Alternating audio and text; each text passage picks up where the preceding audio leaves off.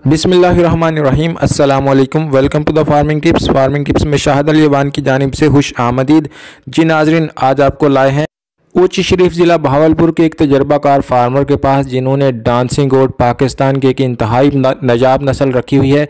बहुत ही तजर्बाकार किसान है, बहुत ही ज़बरदस्त किस्म की इनकी बकरियां हैं। इनसे गोट फार्मिंग के ऊपर बहुत सारी तफसीली मालूमात लेंगे। आप बड़े लेवल के गोट फार्मर हैं, छोटे लेवल के गोट फार्मर, ये वीडियो आपके लिए इंतहाई खास है। तो चलें शुरू करते हैं।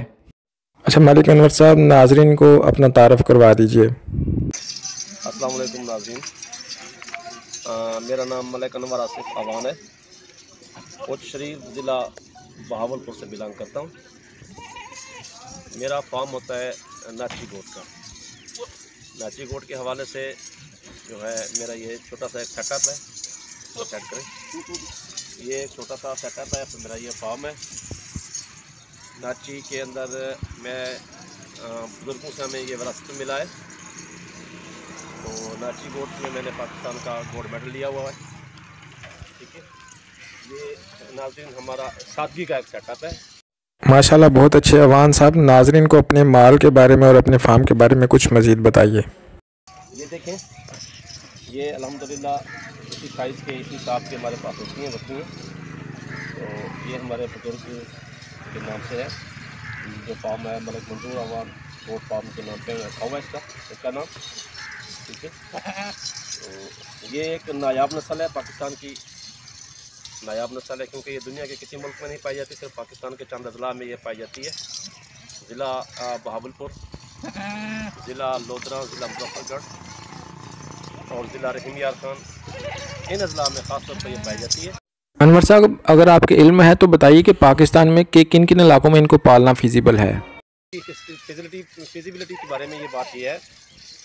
एक बात तो नाज़रीन को मैं ये बताता चलूँ कि ये एक आप सरकार सल्लल्लाहु अलैहि वसल्लम का एक शौक़ था, आप सरकार की एक सुन्नत है।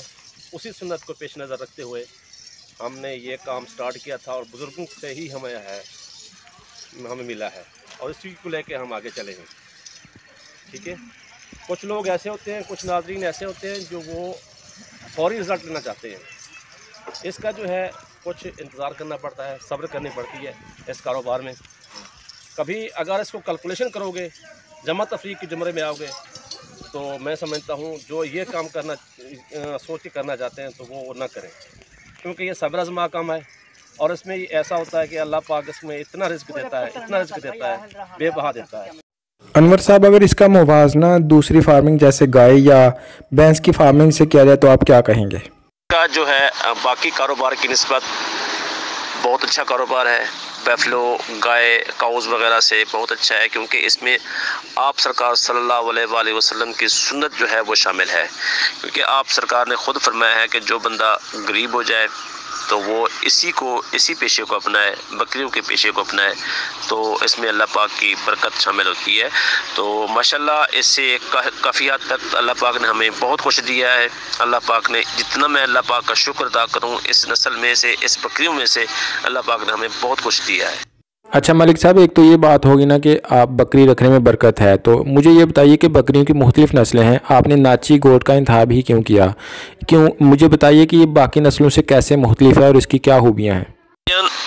ये सरकार इसीलिए इसको इंतखाब किया है नाची का। ये हर लिहाज से बहुत अच्छी हैं, सिर्फ खूबसूरती नहीं है, इसकी डिफरेंस जो होते हैं, इसकी तमाम से मुख्तलिफ होने का मेन वजूहात जो है वो ये है। एक तो ये चाल में कमाल होती है, चाल की ही वजह से इसको नाची बोलते हैं, जो ये नचने के अंदाज से आती है। दूसरा ये है कि दूध में बहुत अच्छी है माशाल्लाह। ये तमाम नस्लों के लिहाज से जो है बीतल में के लगभग जो है वो 4 किलो 5 किलो तक इसका दूध होता है, अगर सही मानों में इसकी तैयारी हो तो। ठीक है, और तीसरी बात जो है इसमें अहम बात जो है वो नस्ल कशी जो है वो बहुत खूबसूरत है। ये बताइए कि आप इनको चारे के तौर पर क्या खिलाते हैं? क्या आप इनको वंडा भी देते हैं? इनकी बेहतरीन ग़िज़ाएँ कौन कौन सी हैं? जी, खाने में ना ये इसके लिए मौसम के लिहाज से जो है वो खिलाया जाता है। हम तो इनको आर्टिफिशियल खुराक कुछ नहीं देते, जो नेचुरली खुराक है वो इनको देते हैं। जैसे आजकल मौसम चल रहा है, अभी सीज़न आ रहा है, बरसीन, लूसन हो गया, ये इसके सब चारे में किक्कर जो है इसके लिए मरगूब ग़ज़ा है। किक्कर का इंतज़ाम अगर कर सकते हैं आपके लिए बहुत बेस्ट है, ठीक है ना। ख़ास तौर पे जो लोग ये समझते हैं कि देहात के साइड पे जिन्होंने फार्म बनाने हैं या रखने हैं, उसके लिए किक्कर का इंतज़ाम ज़रूर करें। जो किक्कर ख़ास तौर पर सर्दियों में और गर्मियों में दोनों सीज़न में इसको खिला सकते हैं, सिर्फ 1-2 महीने के अलावा, जिनकी ख़ास खुराक होती है। और इसके अलावा जो है वो शरीं हो गया, बेर हो गई, ठीक है ना, ये चीज़ें भी ये खाती हैं, इसको खिलाया जा सकता है। और इनको गर्मियों के सीज़न में जो है वो जंतर इसके लिए ख़ास चीज़ होती है। जंतर जो है वो इसके लिए बहुत अच्छा चारा होता है, ठीक है। जो आर्टिफिशियल खुराकों में जो खुराक देते हैं लोग, दोस्त देते हैं, वो वंडे वगैरह बनाते हैं, तैयार करते हैं, वो तो फिलहाल मैं तो नहीं बनाता इसको। तो इसके लिए सुना है जो है अनमोल वंडा जो है वो इसके लिए बहुत अच्छा होता है, जो ख़ास तौर पर बकरियों के लिए बनाया गया है अनमोल वंडा, वो भी इसके लिए बहुत अच्छा होता है, ठीक है। अच्छा अनवर भाई, ये बताइए कि आपके पास कुल कितनी बकरियां हैं और आप कितने लोग इनको संभालते हैं? कि मेरे पास 100 के करीब बकरी है। उसमें मेरे पास जो 3 हैं लोग जो हैं वो काम करते हैं। अल्हम्दुलिल्लाह एक मेरा बड़ा भाई है, मेरा बच्चा है और एक मुलाजिम है। तो ये है कि हम खुद करते हैं, इसमें खुद हमारा शौक़ है, हम खुद इससे लगन के साथ, दिलजुमी के साथ, और हमारा ये इश्क है, इश्क को लेके हम आगे चल रहे हैं। अनवर भाई, ये बताइए कि अगर कोई अनजान बंदा नाची गोट खरीदना चाहे तो उसको नाची गोट की कौन कौन सी चीज़ें या कौन कौन सी बातें देखकर नाची गोट खरीदनी चाहिए? जी बिल्कुल इसका चलना, इसका खूबसूरती उसी में है, चलने में, चाल में, लुक में, वो चीज़ है जो इसकी खूबसूरती है। नाक नकोड़ा इसका बहुत अच्छा होना चाहिए, गर्दन इसकी लंबी होनी चाहिए, सीना इसका चौड़ा होना चाहिए। ये चीज़ें बहुत सारी इसके टिप्स में आती हैं खूबसूरती में। और कलर जो है इसका, ख़ास तौर पे जो है कलर, नाची का जो कलर है वो ब्लैक है। ब्लैक कलर में इसको जो बहुत ज़्यादा खूबसूरती में शाइनिंग आती है, ये बहुत कमाल की चीज़ होती है। अनवर भाई, ये बताइए कि अगर हमारे किसी किसान भाई को नाची गोट्स में दिलचस्पी हो, उन्होंने मालूमात लेनी हो या बकरी खरीदनी हो, तो क्या वो आपसे रब्ता कर सकते हैं? और अगर कर सकते हैं तो अपना पता और नंबर वगैरह बता दें। जी बिल्कुल, जो दोस्त इस नाची के हवाले से, नाची ब्रीड में इंटरेस्टेड हैं, लेना चाहते हैं, तो इंशाल्लाह ज़रूर देंगे भाई को। उनके लिए हर वक्त मिलेंगी, मेल फीमेल किड्स वगैरह जो हैं वो अवेलेबल हैं। उसके लिए मेरा व्हाट्सएप नंबर जो है वो 0301 750 62 29, ये मेरा व्हाट्सएप नंबर है। दूसरा नंबर 0323 92 87 021, ये भी मेरा व्हाट्सएप नंबर है। ये 2 नंबर हैं। जो दोस्त इस चीज़ पे इंटरेस्टेड हैं, लेना चाहते हैं, तो इंशाल्लाह ज़रूर मिलेंगी। अच्छा भाई, कुछ लोग कहते हैं कि बकरियों का इलाका चेंज करें तो उनको पानी लाग वगैरह का मसला हो जाता है, तो इन नाची बकरियों के साथ भी क्या ये मसला दरपेश है? बिल्कुल ऐसी बात है कि जिस तरह बकरियां अपना इलाका तब्दील करती हैं, तो उसमें आब व हवा का थोड़ा सा डिफरेंस होता है। तो ये भी नहीं है कि एडजस्ट नहीं होती हैं, बिल्कुल एडजस्ट हो जाती हैं। थोड़ी सी जो है फ़र्ज़ किया 10 दिन 15 दिन जो है उनको लग जाते हैं, बल्कि महीना भी बाज़ औक़ात लग जाता है सेट होने में। तो ये सेट हो जाती हैं वहाँ पे, उससे आबो हवा के अंदर जो है वो सेट ज़रूर हो जाती हैं। तो ये है कि जितना इसकी खुशहाली या जो इसके समझ लो इसका आबाई इलाका है, वहाँ पे तो बहुत कामयाब है। और ख़ास तौर पे पहाड़ी इलाके में भी ये ठीक पाई जाती हैं। सर्दी गर्मी दोनों मौसमों में ये माशाल्लाह फिट होती हैं अल्हम्दुलिल्लाह। अच्छा ये बताइए कि क्या इनको पालने के लिए चराना ज़रूरी होता है या इनको बाड़े के अंदर भी पाला जा सकता है? जी बेसिकली ये नस्ल जो है ये चराने के लिए नहीं होती है। नाची नस्ल जो है वो चराने के लिए नहीं होती है, ना इनको लेके चराने के लिए लेके जा सकते हैं। इसको बाड़े के अंदर ही हर चीज़ मुहैया की जाती है, ठीक है ना। इसको वनडे पे भी ज़रूर पाला जा सकता है। और ख़ास तौर पे जो इसका जो है अमूमी जो वंडा होता है वो ख़ास तौर पे जो है वो सीधा सादा जो है हम जो यूज़ कराते हैं वो गंदम का दलिया हो गया। अनमोल वंडा जो है वो भी इसके लिए बहुत अच्छा होता है। और ख़ास तौर पे ना मौसम के लिहाज से जो नेचुरली खुराक जो है वो इसके लिए बहुत ज़रूरी है। वो काट के यहाँ पे देना जो है वो ज़रूरी होता है कि अगर हो सके तो पॉसिबिलिटी हो किक्कर शरीं, और इसके अलावा गर्मियों में जो है वो जंतर हो गया, सर्दियों में अभी जो है वो लूसन बरसीन इसके लिए बहुत अच्छी चीज़ होती है, ये भी देनी चाहिए।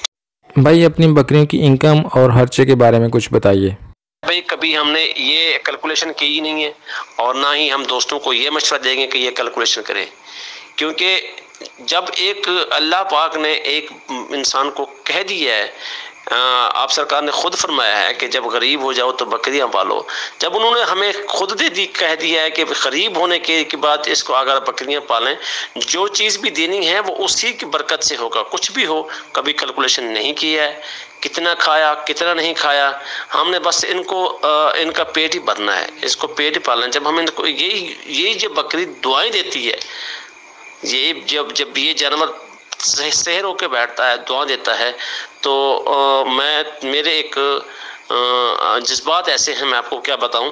जब ये दुआएं देती है तो वल्लाह के ये आपकी जो हाजात हैं, जो आपकी ज़रूरियात हैं, उससे बढ़कर आपको चीज़ मिलती है।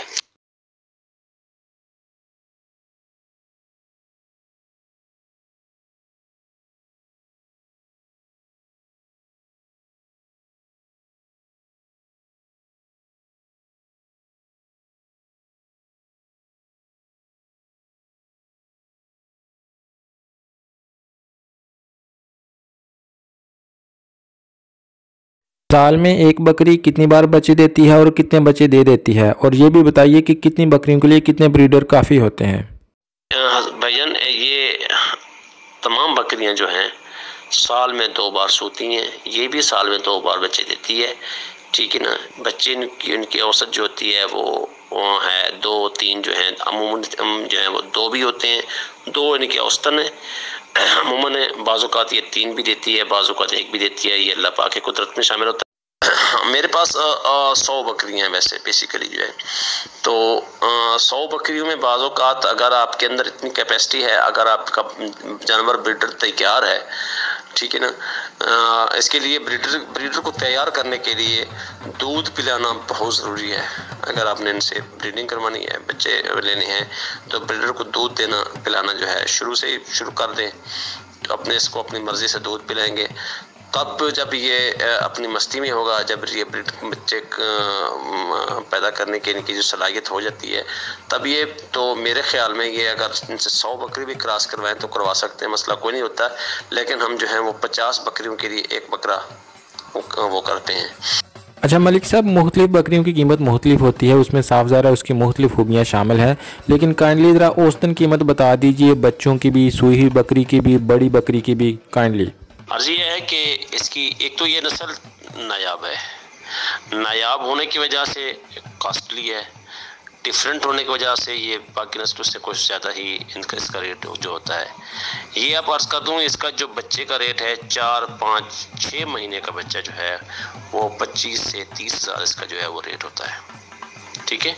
इस तरह जो बड़ी बकरी है, मतलब है धुंधी चौगी जो है, या इस तरह की बड़ी बकरी, औसतन जो इसका रेट है वो 50 प्लस होता है। जो आउट क्लास प्योर 50 प्लस से होके आगे ये लाख 1.5 लाख तक जो है इसका रेट होता है। अपनी तरफ से आखिरी बात के तौर पर नाजरीन को क्या मशवरा देंगे? उसके लिए सबसे बेहतर मशवरा मैं ये दूंगा, अर्ज़ करूँगा कि उन्होंने शौक़ करना है तो उसमें से ख़ुद उनमें शामिल होना पड़ेगा, ना कि किसी नौकर पे या किसी ऐसे बंदे पे ट्रस्ट कर सकते हैं कि भाई आप वही काम कर दें, आप जो है वो गैर मुल्क बैठे रहे या उनके साथ, या वो कहीं और शहर में बैठे सेटल हो जाएं। उनका काम है वो उनके साथ हूँ, उनका देखभाल खुद करवाएं, उनमें शामिल हूँ, क्योंकि ये शौक़ उनका अपना है, नौकरों का शौक़ नहीं है, ठीक है ना। ये मैं दोस्तों से ज़रूर अर्ज़ करूँगा।